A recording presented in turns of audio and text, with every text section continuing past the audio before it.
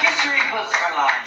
Africa is not our home. The Indians were you. Welcome to the Aboriginal channel. On this episode, we're going to be looking at how what you don't know don't hurt you. We find here the tiger rag is often used as a fight song by American high school and college teams which have a tiger for a mascot. Tiger rag is LSU's pregame song, which was first introduced in 1926. The Louisiana State University Tiger Marching Band performs it on the field before every home game and after the Tigers score a touchdown. The song goes, "Where's that tiger? Where's that tiger? Hold that tiger. Choke 'em, poke 'em, hit 'em, and soak 'em. Where's that tiger? Where's that tiger? Oh, where can he be? Low or highbrow, they all cry now. Please play that tiger rag for me." Down here it says Clemson World Magazine. Tiger Rag, the song that shakes the Southland. Where's Clemson? It's in South Carolina. South Carolina was home to the Creek Indians. Here we have the Native American Indian cougar legends.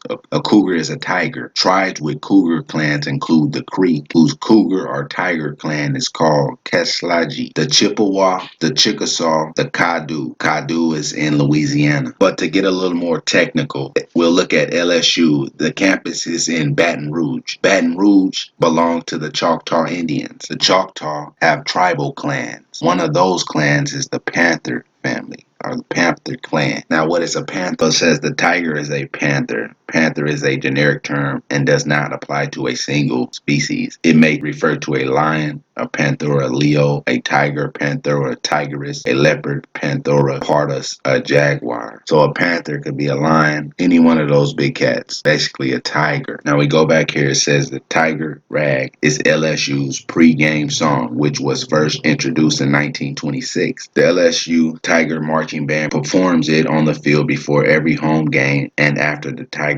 score a touchdown. Now it sounds like a ritual to me, but one more time. Where's that tiger? Where's that tiger? Hold that tiger. Hold that tiger. Choke him, poke him, kick him, and soak him. Low or high eyebrow, they all cry now. Please play that tiger rag for me. Who you think they talking about choking, poking, kicking, and soaking? Tiger rag. Think about it. Fight song. Tribes in Louisiana, Mississippi, Alabama, Florida, Georgia, Tennessee, South Carolina, North Carolina, Virginia, Kentucky. They all have animal clans. Even further than that, actually, up in New York, Michigan, they have animal mythology and spirituality. Take, for an example, this image right here. This dog standing with these guys. To you and I, it don't mean nothing. It just means they got a dog right there. But in Indian culture, they kept an animal around. Everybody had their own dog or something, and they kept it around because it was their spirit guide. They were happen to die, they would kill the dog right there and bury the dog with you so that the dog can guide your spirit to wherever it was going. That's part of Indian culture, and that's why that dog is standing right here in this photo. But you see that they're standing in front of a gate, a wood gate, sort of like a palisaded wall. And then behind it, what do you see? Are those trees? Because to me, they look like mounds. And that's how it would be. A gate with mounds. And then the king would be way up on a mound, up there by himself, giving a sermon or talking to his people or looking around, to see what was going on the outside of the wall. But here we got king of the hill, got the mounds with the wall. The spatula even means something because they killed off all the bisons and brought the cows. So now we on this cow diet that is not even an organic animal in the get-go. The alcoholic beverages that they have in their hand all correlates back to the Indians. If you go look up when whiskey was first invented, it's going to say 1495, something like that, but that's after 1492. And you have to remember those first sets of Indians from 1492 to 1502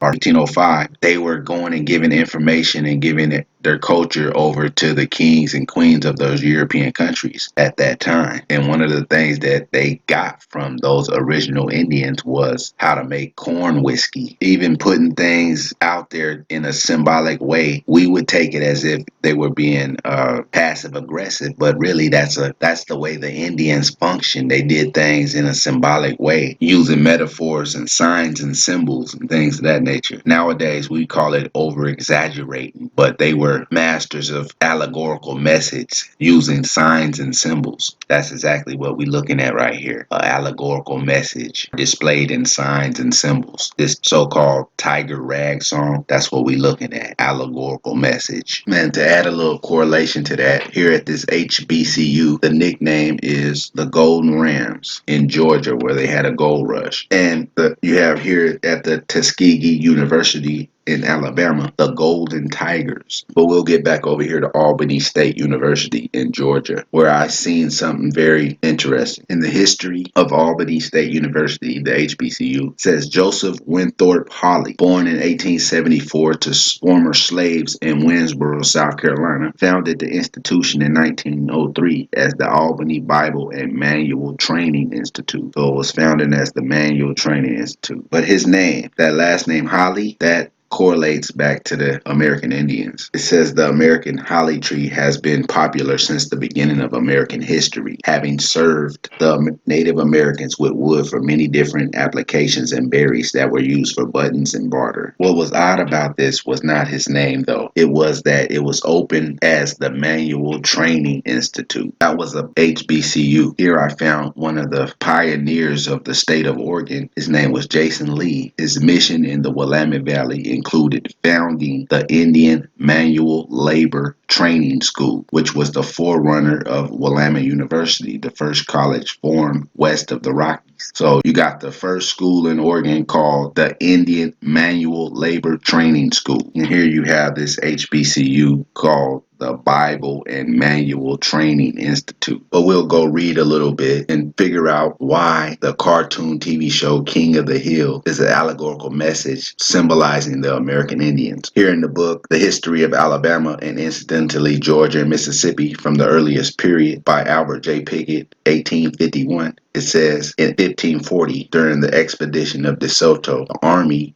came in sight of the town of Coosa, which is in Coosa County, Alabama now, but it was a Creek tribe called the Coosas. Far in the outskirts, De Soto was met by the chief, seated upon a cushion and riding in a chair supported upon the shoulders of 4 of his chief men. So in those days and times, the kings, they had kings and queens. And it says here that he was seated upon a cushion and riding in a chair supported upon the shoulders of 4 of his chief men. Later on, De Soto comes across another chief in Alabama. It says Luis D. Moscoso, the camp master with 15 horsemen, was dispatched to inform the chief of the proximity of the governor. Moscoso found the proud Mobilian seated upon 2 cushions, placed on a large and elegant matting upon an eminence which commanded a delightful prospect. So what is an eminence? Here it says an eminence is a piece of rising ground. An eminence commanding the Emmy River. Elevation, rise, rising, raised ground, height, hill, bank, mound. So he was sitting up on a mound and he was a great and mighty chief or king. So in Indian culture, in American Indian culture throughout the Western Hemisphere, that was part of the ancient culture, was that they built mounds and pyramids and they built complexes, and the head man or woman, they had kings and queens, would get up there and give a speech or a sermon or talk to the people and things of that nature. And that was the culture. So you have a lot of that replicated throughout the country. We'll get to that in future videos, but I wanted to show you how the show King of the Hill is an allegorical message. And I'll end it with this. Right here at the HBCU, Edward Waters College in Jacksonville, Florida, where the nickname is the Tigers and Lady Tigers. The motto in English means emerging eminence. Through the history books,